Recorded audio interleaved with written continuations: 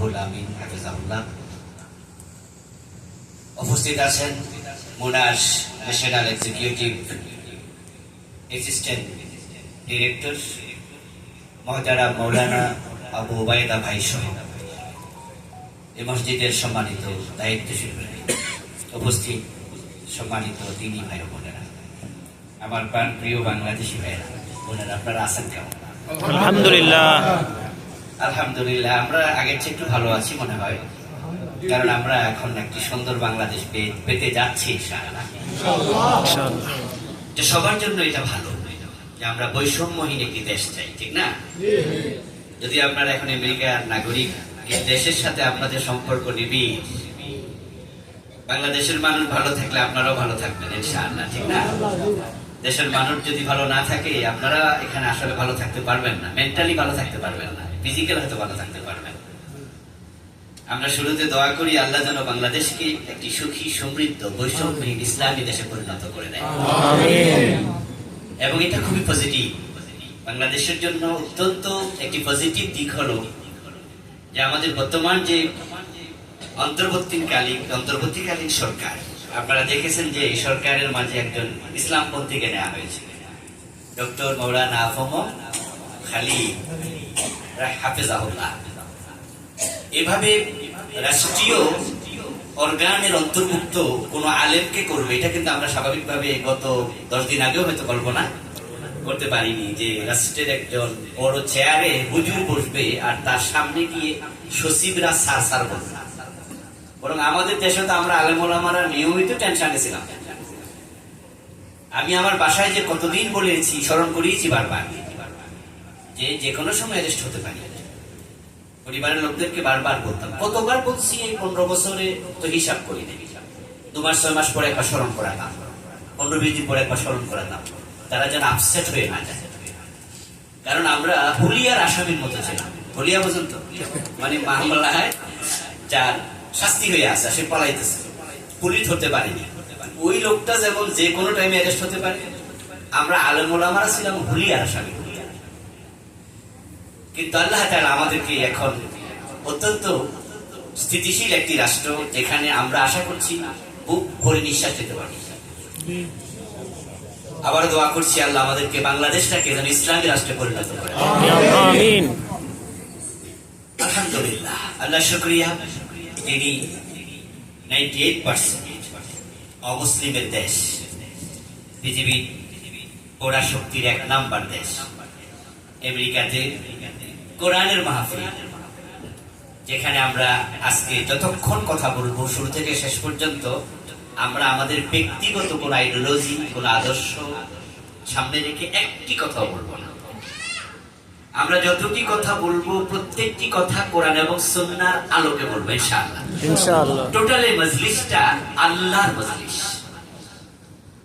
আমরা আশাবাদী এই মজলিসের চারপাশে আরশে আজিম পর্যন্ত রহমতের ফেরেশতারা দাঁড়িয়ে আছে। প্রিয় নবী এটা বক্তব্য ছিল, ইল্লা নাযালাত আলাইহিমুস সাকিনাহ ওয়া হাফফাতহুমুল মালায়েকা ওয়া গাশিয়াতহুমুর রাহমাহ। প্রিয় নবীজি সাল্লাল্লাহু আলাইহি ওয়াসাল্লাম বলেছেন যে কোরআনের মজলিস যেখানে হবে, শুধু কোরআনের জন্য, দ্বীনের জন্য যেখানে মজলিস হবে, আল্লাহর হাবিব বলেন ওই মজলিসে আল্লাহ তাআলা চারপাশে রহমতের ফেরেশতাকে দাঁড় করিয়ে দেন।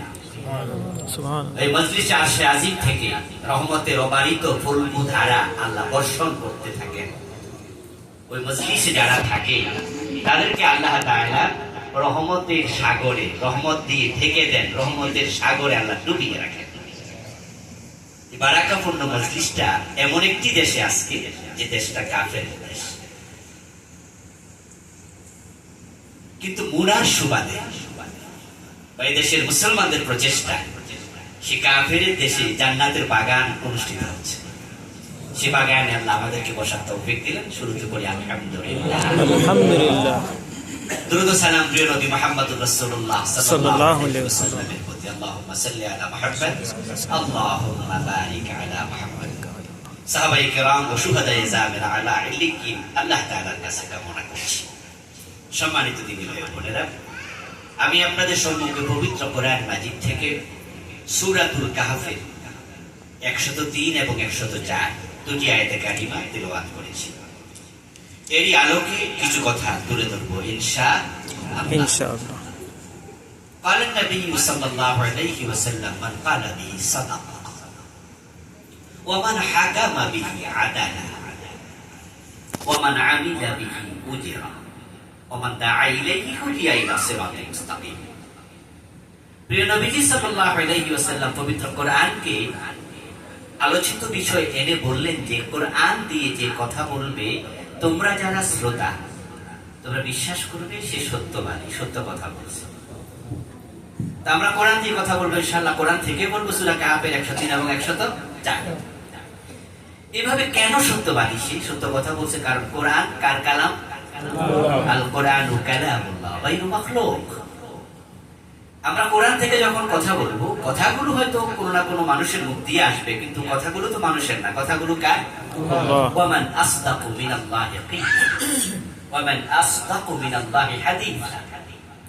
আর আল্লাহর চেয়ে সত্য কথা বলে এমন ক্ষমতার কারো নাই।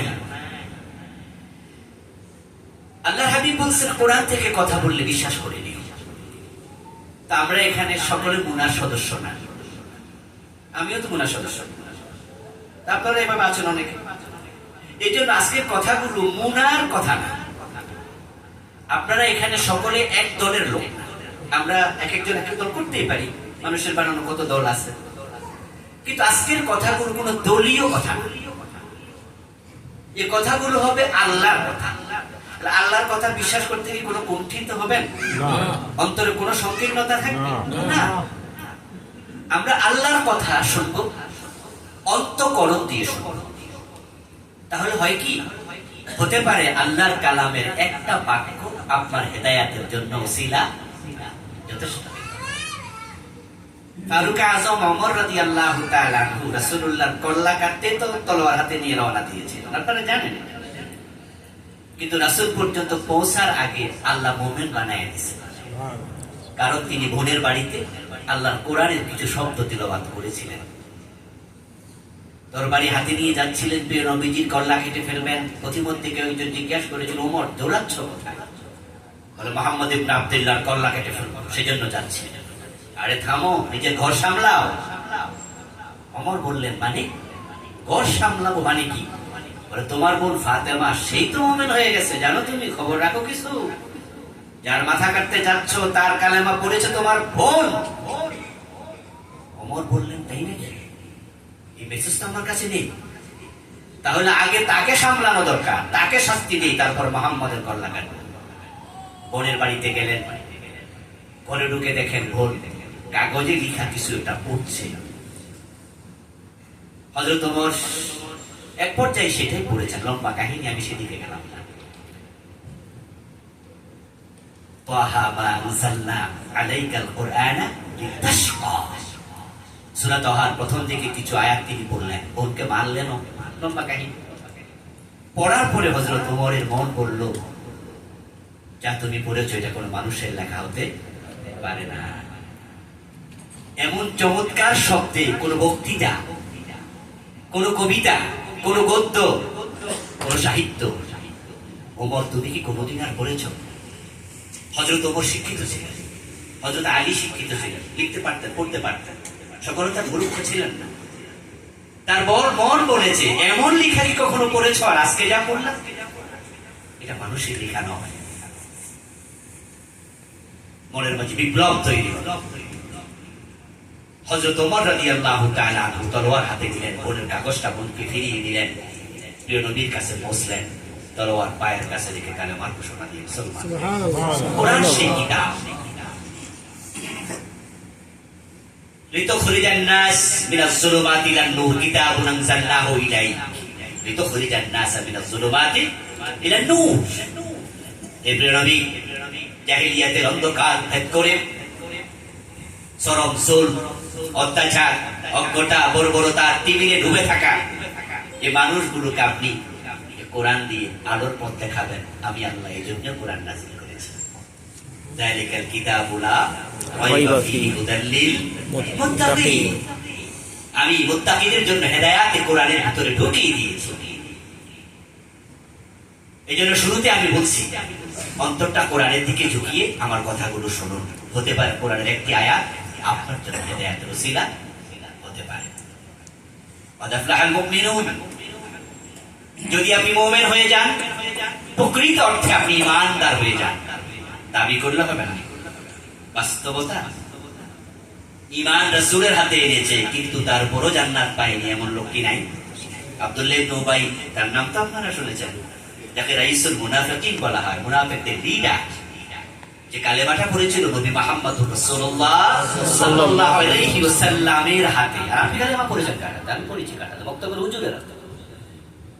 ওই বক্তব্যে ল্যাংটা সময় হাফ প্যান্ট পড়তে জানতাম, তখন পড়েছি লা ইলাহা ইল্লাল্লাহু মুহাম্মাদুর রাসূলুল্লাহ। আর আব্দুল্লাহ ইবনে উবাই পড়েছে দুনিয়ার সেরা মানুষ মুহাম্মদ নবী। এবং আব্দুল্লাহ ইবনে উবাই তার ইন্তেকালের পরে রাসূলুল্লাহ সাল্লাল্লাহু আলাইহি ওয়াসাল্লাম তার জানাজার নামাজে ইমামতি করেছেন। ওই আব্দুল্লাহ ইবনে উবার জন্য নবী মুহাম্মদ দোয়া করেছেন, আল্লাহুম্মা গফির লাহু ওয়ারহামহু ওয়াআফিহি ওয়া'ফু আনহু ওয়াকরিম নুজুলাহু ওয়াসসি মুদখালাহু। আল্লাহর নবী দোয়া করেছেন, আল্লাহুম্মা গফিরহু বিল মা'i ওয়াস সালজি ওয়াল বারদ ওয়া নাক্কিহি মিনাল খাতায়া কামা নাক্কা আস-সাওবুল আবিয়াদু মিনাদ দানাস আল্লাহুম্মা আদখিলহুল জান্নাহ। দোয়া করতে রাসূল কুণ্ঠিত হননি।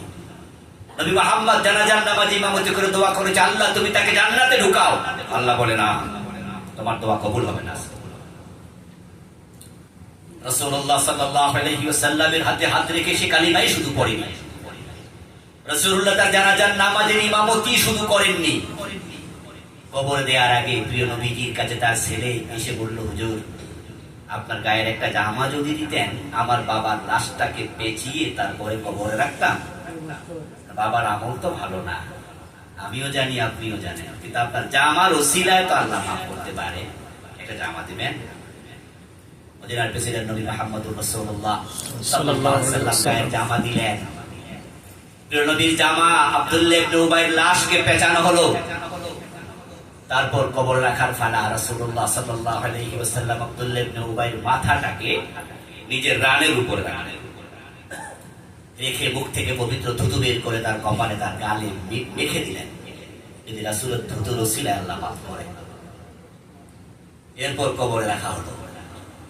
আল্লাহর হাবিব সাল্লাল্লাহু আলাইহি ওয়াসাল্লাম কবরের পাশে এখনো দাঁড়ানো, মাটি সমান করে দেয়া হলো। জিবরিল আমিন হাজির হলেন।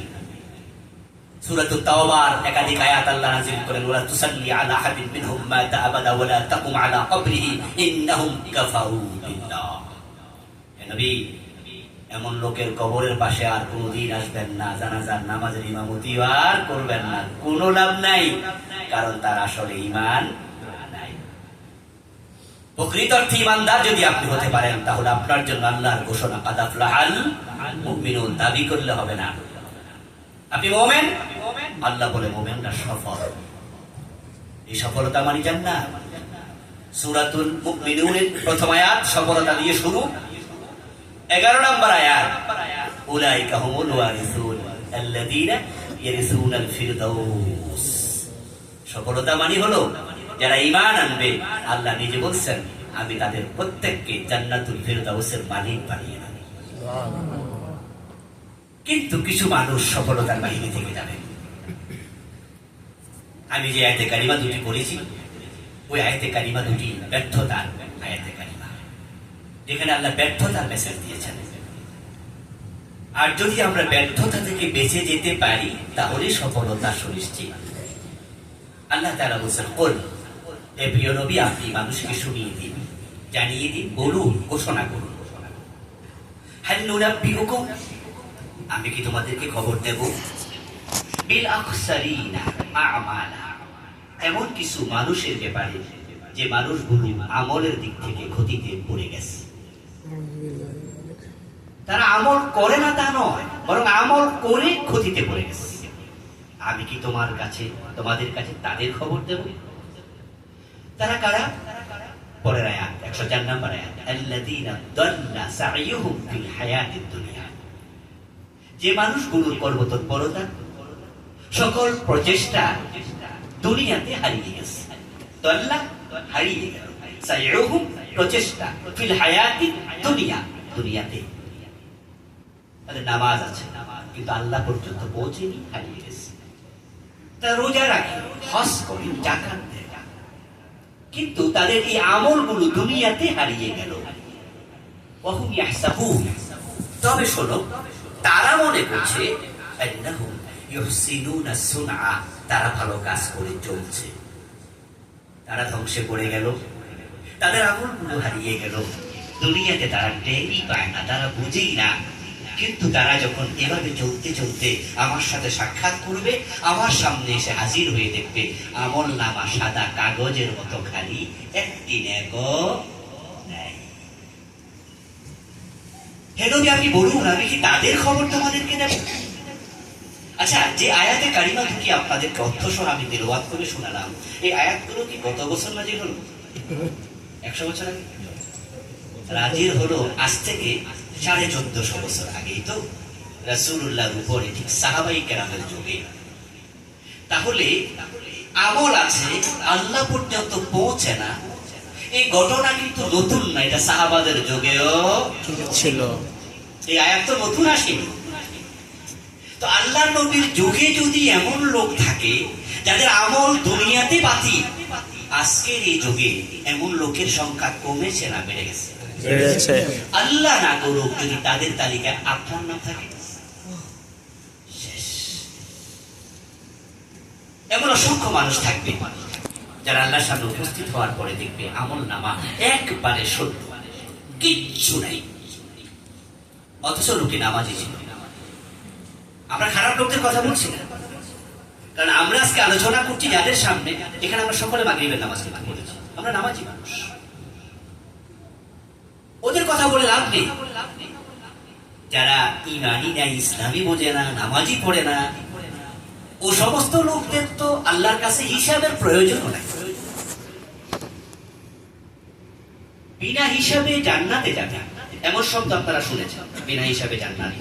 আচ্ছা, বিনা হিসাবে জাহান্নামে যাবে, এটা শুনেছেন কি? এটা আছে কোরআনে। কিছু মানুষ আছে, লা নুকিমু লাহুম ইয়াওমাল কিয়ামাতি ওয়াজনা। আল্লাহ তাআলা সূরা আল কাহফে এটা বলেছেন যে আমি কিছু মানুষের জন্য মিজানের যে মানদণ্ড, পাল্লা, এটা দাঁড়ি করাবো না। ওই মানুষগুলো কবর থেকে যখন উঠবে, তখন তাদের পা থাকবে উপরে, মাথা থাকবে। قال النبي صلى الله عليه وسلم يحشر الناس يوم القيامة ثلاثة أصناف، صنفا مشاة وصنفا ركبانا وصنفا على وجوههم। নবীজি বলছেন, কবর থেকে মানুষ যখন উঠবে তাদেরকে 3 দলে বিভক্ত করা হবে। এক দল কবর থেকে উঠে হাঁটতে শুরু করবে, পিছন থেকে অদৃশ্য শক্তি ধাক্কাবে, ফাতাতুনা ফুআজা, সামনে দাঁড়াও, সকলে মিলে সামনে যাও, হাসরের মাঠে যাও। হাফাতান আওরাতান করলা, কাপড় নেই, জুতা নেই, খতনা নেই, সবাই হাঁটতে, পদাতিক বাহিনী হাঁটতে হাঁটতে তারা হাসরের ময়দান পর্যন্ত পৌঁছে যাবে। এই হলো একদল পদাতিক। আরেক দল রুকবানা, বড় সৌভাগ্যবান মানুষ, কবর থেকে উঠে দেখবে কবরের পাড়ে আল্লাহর জান্নাতি গাড়ি নিয়ে ফেরেশতারা দাঁড়িয়ে আছে। তাদেরকে আহলান সাহলান মারহাবা, ফুলে ফুলে রিসিভ করবে, ইস্তেকবাল জানাবে, ওয়েলকাম জানিয়ে আল্লাহর জান্নাতের গাড়িতে তুলবে। তারা হাঁটবে না, এই গাড়িটা হাসরের ময়দানে ঢুকবে না। قال النبي صلى الله عليه وسلم 7 يظلهم الله يوم القيامة لا ظل إلا ظله। 7 ধরনের মানুষ যাদেরকে আল্লাহ হাসরের মাঠে ঢুকাবেন না, বরং তাদেরকে আরশে আজিমের নিচে নিয়ে যাওয়া হবে। সুবহানাল্লাহ, সুবহানাল্লাহ। يظلهم الله في ظله ظل العرش। ওটা আর আলোচ্য বিষয় নয়। 3 নম্বর আরেক দল, ওয়াসিনফান আলা উজুহিহিম, বড় হতভাগা, কবর থেকে উঠবে, সাথে সাথে পা চলে যাবে নিচের দিকে, মাথা চলে যাবে নিচের দিকে, পা চলে যাবে উপরের দিকে। কাইফা ইয়া রাসূলুল্লাহ কাইফা ইয়ামশুনা আলা উজুহিহিম। এই কথা শুনে সাহাবীদের মাঝ থেকে কোন একজন প্রশ্ন করলেন, হে আল্লাহর রাসূল, মাথা থাকবে নিচে, চেহারাটা বেঁকে যাবে, হাঁটবে মাথার উপরে না চেহারার উপরে? তো মানুষ কি চেহারার উপরে হাঁটতে পারে? এটা কি করে সম্ভব? আল্লাহ হাবিব জবাব দেন, ইন্নাল্লাযী আমশাহুম আলা আকদামিহিম কাদিরুন আলা আন ইউমশিয়াহুম কাদিরুন আন ইউমশিয়াহুম আলা উজুহিহিম। যে আল্লাহ তোমাদেরকে পায়ের উপরে হাঁটায়, মুখের উপরে হাঁটানোর ক্ষমতা সে আল্লাহর আছে না নাই? উল্টিয়ে দেওয়া হবে, তাদের জন্য দাড়ি পাল্লা নাই, তারা এইভাবে মুখের উপর ভর দিয়ে দিয়ে সামনে যাবে, আর ফেরেশতারা তাদেরকে ঢেকে চিনবে। ইউরাফুল মুজরিমুনা বিসিমাহুম ওয়া ইউখাযু বিন-নাওয়াসি ওয়াল আকদাম ফাবিআইয়ি আলাই রাব্বিকুমা তুকাযযিবান। সূরা রহমান পড়েছেন আপনারা। ইউরাফুল মুজরিমুন বিসিমাহুম, তাদেরকে দেখেই ফেরেশতারা চিনে ফেলবে তারা পাপিষ্ঠ। মুখের উপরে কেন হাঁটানো হবে, মাথার উপরে কেন নয়? কারণ পৃথিবীতে মানুষ যত অপরাধ করে তার অধিকাংশ করে মুখ দিয়ে, এবং মানুষ জাহান্নামে যাবে দুটি কারণে সবচেয়ে বেশি। একটা হলো মুখ, আর একটা লজ্জাস্থান। নবী সাল্লাল্লাহু আলাইহি ওয়াসাল্লামের জন্য বলেছিলেন, মান ইয়াকবালি মা বাইনা লাহিয়াইহি ওয়া মা বাইনা ওয়াজহাইহি আদবাল্লাহু জান্নাহ।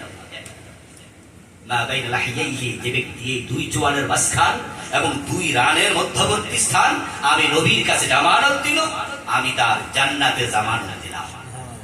সুবহানাল্লাহ। আল্লাহর হাবিবকে কোন এক ব্যক্তি প্রশ্ন করেছিলেন, মা তাখাফু আখওয়াফু আলাইয়া ফাআখাযা বিলিসানিহি ফাকালা হাযা। রাসূল, আমার জন্য আপনি সবচেয়ে ক্ষতিকর কাকে নির্ধারণ করেন? আমার সবচেয়ে বড় দুশমন কে? রাসূলুল্লাহ সাল্লাল্লাহু আলাইহি ওয়াসাল্লাম তার জিহ্বার কিয়দংশ হাত দিয়ে চেপে ধরে বললেন, তোমার সবচেয়ে বড় দুশমন তোমার নিজের জিহ্বা। আমলিক আলাইকা লিসানাক ওয়াবকি আলা খাতিয়াতিক। জান্নাত পেতে চাও তো দুটি কাজ বেশি বেশি করো। একটা হলো জিহ্বাকে নিয়ন্ত্রণে রাখো, জিহ্বার মালিক তুমি হও, আর গুনার জন্য কালো চোখে পানি ছেড়ে দাও। প্রিয় ভাইরা, এই জিহ্বার উপরে, মুখের উপরে কেন হাঁটানো হবে? মানুষ যত হারাম খায় কি দিয়ে খায়? মিথ্যা বলে কি দিয়ে? জবাব দেন না। মিথ্যা বলে কি দিয়ে? গীবত করে কি দিয়ে? পরনিন্দা করে কি দিয়ে? চুগলখড়ি করে কি দিয়ে? আদালতে দাঁড়িয়ে আলেমদের বিরুদ্ধে মিথ্যা সাক্ষী দিছে কি দিয়ে? যার একটি মিথ্যা সাক্ষীর কারণে বিনা দোষে বড় বড় আলেমের ফাঁসি হয়ে গেল। তার মিথ্যা সাক্ষীর কারণে আল্লামা সাইদি রাহিমাহুল্লাহ প্রায় 13টি বছর জেলখানায় যাবজ্জীবন কারাদণ্ডের আসামি হয়ে কাটানো লাগলো। তার মামলায় কি মিথ্যা সাক্ষী দাতা ছিল না? এ মুখ কাজে লাগিয়েছিল, যা বলেছে তাই বলেছে। আল্লাহ উল্টিয়ে দেবেন, যে মুখের উপরে উল্টিয়ে দেবেন। সেদিন তার কোন সাহায্যকারী আর দুনিয়াতে সাহায্যকারী নাই। যে অবস্থা বাংলাদেশে যাচ্ছে, নৌকার মাঝে উঠেও বাঁচতে পারতেছে না, দাড়ি বাড়ি কামাইয়াও ঘুরাইতে পারতেছে না। দুনিয়ায় যদি এমন হয়, যে লোক এত লম্বা দাড়ি রেখেছে আপনারা দেখেছেন, এখন ফুল ক্লিন শেভ করছে, তারপর ধরা খেয়েছে। 1000 কোটি টাকা আছে, কোনো টাকা কোনো কাজে লাগছে না। ক্ষমতা ছিল, ক্ষমতা কোনো কাজে লেগেছে? কিয়ামতের দিন মানুষ বলবে, যখন বাম হাতে আমলনামা পাবে, তখন বলবে, মা আপনা আন্নি মালিয়া হালাকা আন্নি সুলতানিয়া। এগুলো কোরআনে আমরা পড়েছি। বলবে, আরে ক্ষমতা ছিল, আজকে ক্ষমতা কোনো কাজে লাগলো না। টাকা ছিল, টাকা কোনো কাজে লাগলো না। এখন বাংলাদেশে কিয়ামত অলরেডি চলতেছে। এই আয়াতে কারিমার বাস্তবতা মিসদাক সেখানে আমরা পেয়ে যাচ্ছি। মুখের উপরে হাঁটানো হবে যে মানুষগুলো এই জিহ্বার ব্যবহার করেছে, সেদিন কোনো সাহায্যকারী থাকবে না। প্রিয় ভাইরা, আল্লাহর সামনে হাজির হয়ে দেখবেন আমলনামা খালি। তার আল্লাহকে প্রশ্ন করবে, আল্লাহ আমার তো নামাজ ছিল, রোজা ছিল, আমি তো টাকা হিসাব করে করে যাকাত দিয়েছি, 2-4 বার হজ করেছি। যে লোকটা গত কয়দিন আগে দাড়ি কামাইয়া নৌকাতে উঠে ধরা খেলো, এই রমজানে তার ফেসবুকে আপনারা পোস্ট দেখে থাকবেন। কেউ উনি লিখেছেন, ফেসবুক পোস্ট দিয়েছেন যে কাবা শরীফের ইমাম যে জায়গায় দাঁড়িয়ে নামাজ পড়ায়, আমি এখানেই দাঁড়িয়ে এই 10 দিন কাটাবো। তাহলে দেখেন, নামাজ আছে, রোজা আছে, অনেক ইবাদত আছে, এমন অনেক লোক থাকবে, আল্লাহর সামনে গিয়ে দেখবে শূন্য। আল্লাহ জবাব দেবেন, তুমি নামাজ পড়েছো, রোজা রেখেছো, সব ঠিক, কিন্তু কি তুমি সূরা কাহফের 103, 104 নম্বর আয়াত পড়োনি? আমি তো সেখানে বলেছিলাম এমন কিছু মানুষ আছে দল্লা সাইয়ুহুম ফিল হায়াতিদ দুনিয়া, তাদের আমলগুলো দুনিয়াতে হারিয়ে গেছে। তুমি তো তাদেরই একজন। যারা বাংলাদেশের মানুষ, এখানে যারা বাংলাদেশে ছিলেন আর কি, যারা এখানে জন্ম, তারা হয়তো বুঝবে না। বাংলাদেশে যারা জন্ম নিয়েছেন, আমার সমসাময়িক বয়সে যারা আমার সিনিয়র আছেন, তারা দেখেছেন যে আমাদের দেশে বৃষ্টি হলে জেলেরা মাছ ধরে। কিছু কিছু জাল আছে যেটা খালের মাঝে বসে দেয়, এভাবে থাকে, পিছন দিয়ে চাপ দিলে এইভাবে ওঠে। এরকম জাল কি দেখেছেন? ওই যে মুরব্বী বলে দিয়েছে বেয়াল জাল। এক এক দেশে এক এক নাম। জেলে সারা রাত ধরে মাছ ধরে, এবং সে মাছগুলো রাখার জন্য একটা কি আছে, এটার নাম কি? ডুলা। আমাদের কুমিল্লায় বলে ডুলা, এক এক জায়গায় এক এক নাম। খলই বলে না, খলই বলে, ডুলা বলে, আরো নাম আছে। আচ্ছা, ওটাকে দেখেছেন গলা পর্যন্ত পানিতে চুবিয়ে রাখে, মাছগুলো সেখানে রাখে, কারণ জীবিত মাছের মূল্য একটু বেশি, নরমালি মাছ মরে যাবে, তাই পানিতে দিয়ে রাখে। আচ্ছা, জেলে যদি মাছ ধরলো সারা রাত, রাখলো তার সে খলই বা তার ডুলাতে, তার পাত্রে, কিন্তু সেটা তলা নাই, সেটা খেয়াল করে নিচটা ভাঙ্গা ছিল। আচ্ছা, সকালবেলা যখন সে তার পাত্র তোলা দেবে, মাছ পাবে?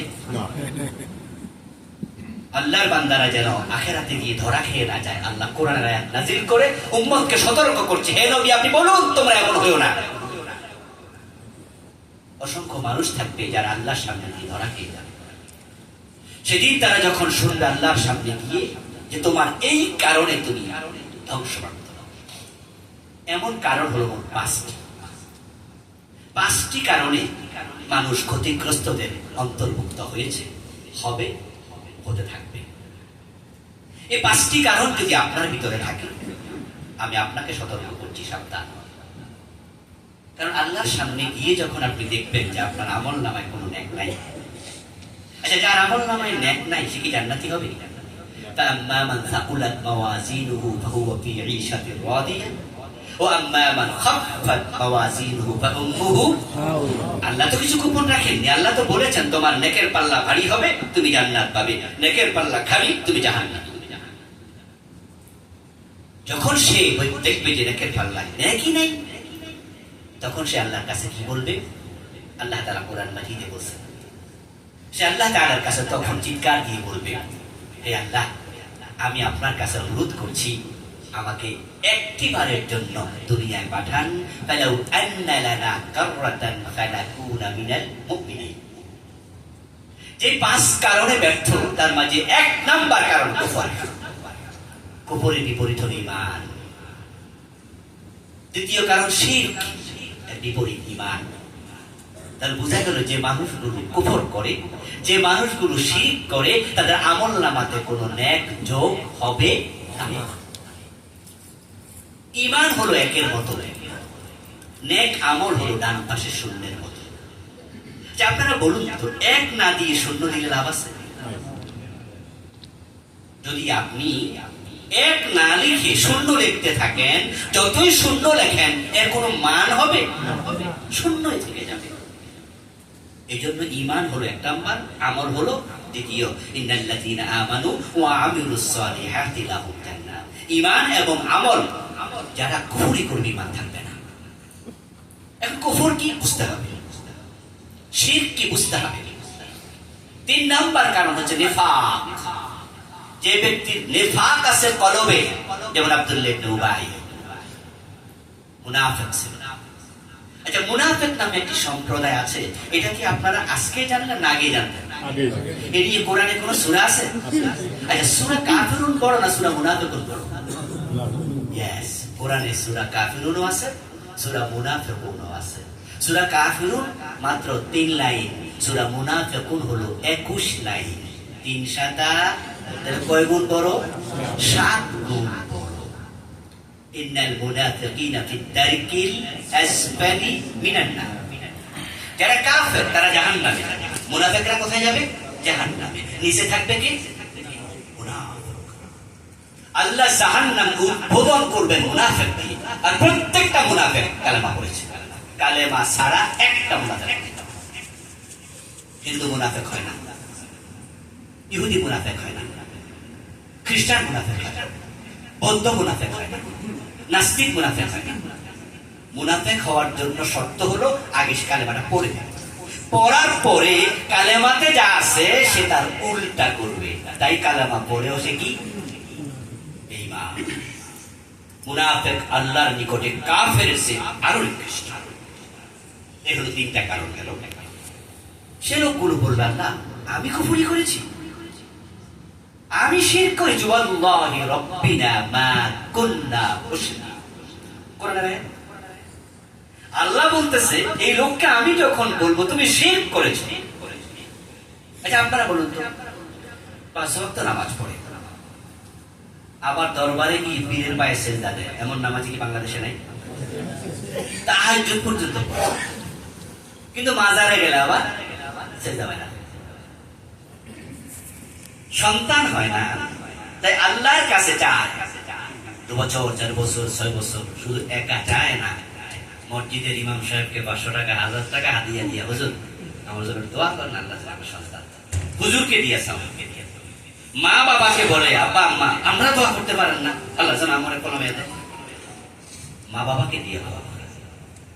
তাহলে আল্লাহর উপর তার আস্থা নাই সেটা কিন্তু নয়, কিন্তু 5-6 বছর যাওয়ার পরে এক পর্যায়ে সে হতাশ হয়, আল্লাহর কাছে অনেক চাইছি মনে হয় হবে না, বন্ধু বলছে তাহলে একটু পাসপোর্টে ভিসা লাগাই ইন্ডিয়া যা, খাজা বাবার কাছে যা, কেউ ফিরে না খালি হাতে, খাজা বাবার দরবারে। ঠিক এই লোকটাই আবার খাজার কাছে গিয়ে খাজা বাবা আমার একটা ছেলে দাও। আচ্ছা এমন নামাজি বাংলাদেশে আছে না নাই? ইমান না শিরক? এই কাজটা কি ইমানের কাজ না শিরকের কাজ? যে খাজা বাবার কাছে সন্তান চাইলো সে ব্যক্তি মুমিন না মুশরিক? যেই লোকটা পীরের পায়ে সিজদা দিল মুমিন না মুশরিক? আচ্ছা শিরক যখন করবে ইমান থাকলো না, চলে গেল। এই নামাজি আল্লাহর সামনে গিয়ে দেখবে আমল নামাতে একটা নেকও নাই। আপনি এক আছে, ডান পাশে শূন্য বসিয়ে দেন, একটা 10 হয়ে যাবে, 2টা বসা 100, 3টা দিলে 1000, 5টা দিলে 1 লাখ, দিতে থাকুন। কিন্তু জীবনের কোনো ফাঁকে কোনো বাঁকে কোনো একদিন যদি আপনি নিজে জেনে না জেনে বুঝে না বুঝে একটা মুছে দিলেন, শূন্যের মূল্য কত? জায়গায় শেষ।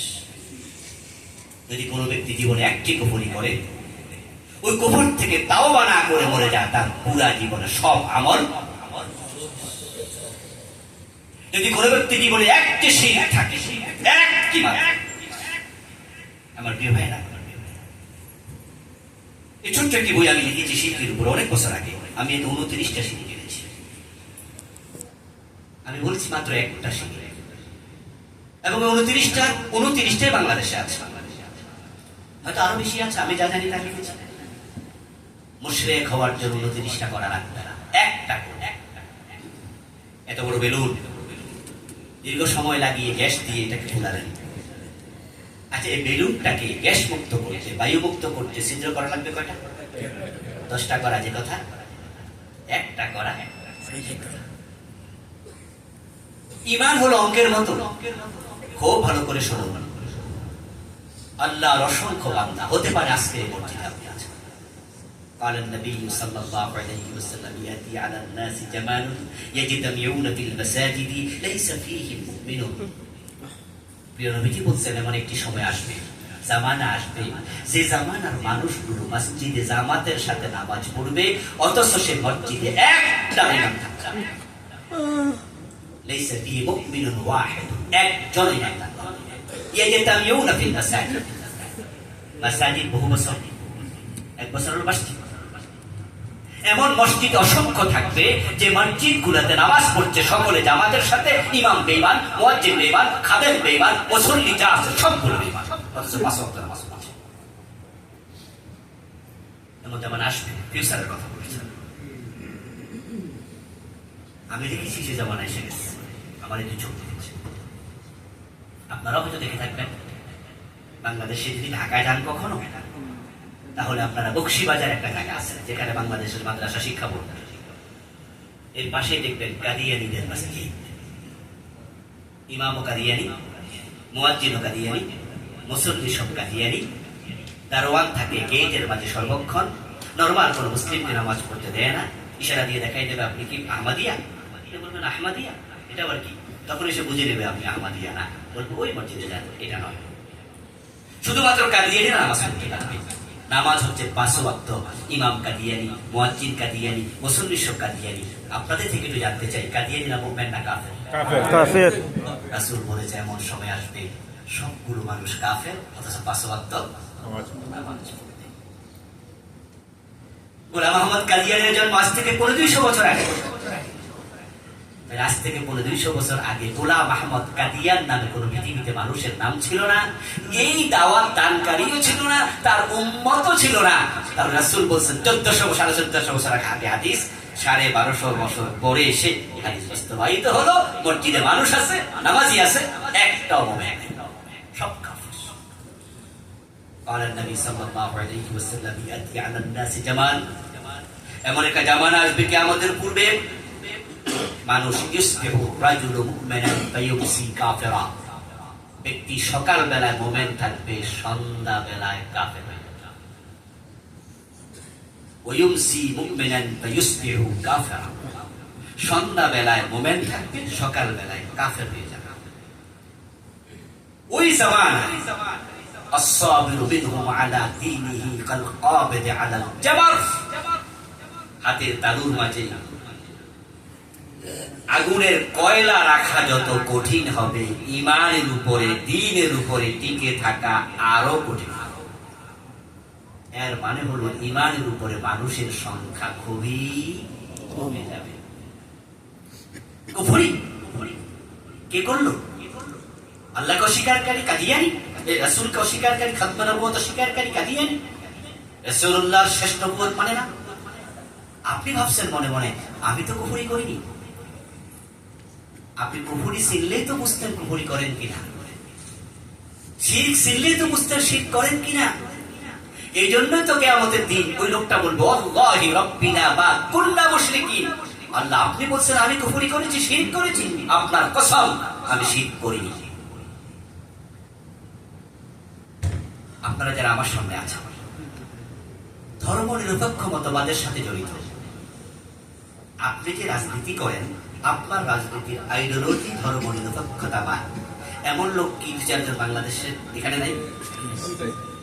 আছে ধর্ম নিরপেক্ষ, যাদের দলের ম্যানিফেস্টো সংবিধান ধর্ম নিরপেক্ষ, আপনি সে দলের কর্মী বা সমর্থক। ধর্ম নিরপেক্ষ হওয়ার পরে কোন লোক মুমিন থাকে না। ধর্ম নিরপেক্ষতা সুস্পষ্ট কুফরি। কুফরি নিয়ে আমি একটি বই লিখেছি, এগুলো তো জীবন ঘনিষ্ঠ। এখানে আমি 56টি কুফরি, 56। আপনি জানেন না, হয়তো জানেন না, জানলে তো ভালো যে এটা কুফর। কোরআন মাজিদে আল্লাহ তাআলা বলেছেন লাকুম দীনুকুম ওয়ালিয়া দীন। বাংলা অর্থ কি? তোমাদের ধর্ম তোমাদের, আমার ধর্ম। আচ্ছা, যদি আমার ধর্ম বলে সে কি নিরপেক্ষ? যদি কোনো ব্যক্তি বলে যে আমার ধর্ম আমার, আর হিন্দুকে বৌদ্ধকে বললো বৌদ্ধ হিন্দু তোমার ধর্ম তোমার, তাহলে সে ব্যক্তি তো বললো আমার ধর্ম, তো আমার ধর্ম বললেই তো মুমিন হয়। কিন্তু কেউ যদি বলে আমি ধর্মের ব্যাপারে নিরপেক্ষ, বোঝা গেল সে হিন্দুও না, সে মুসলিমও না। এটা কুফর।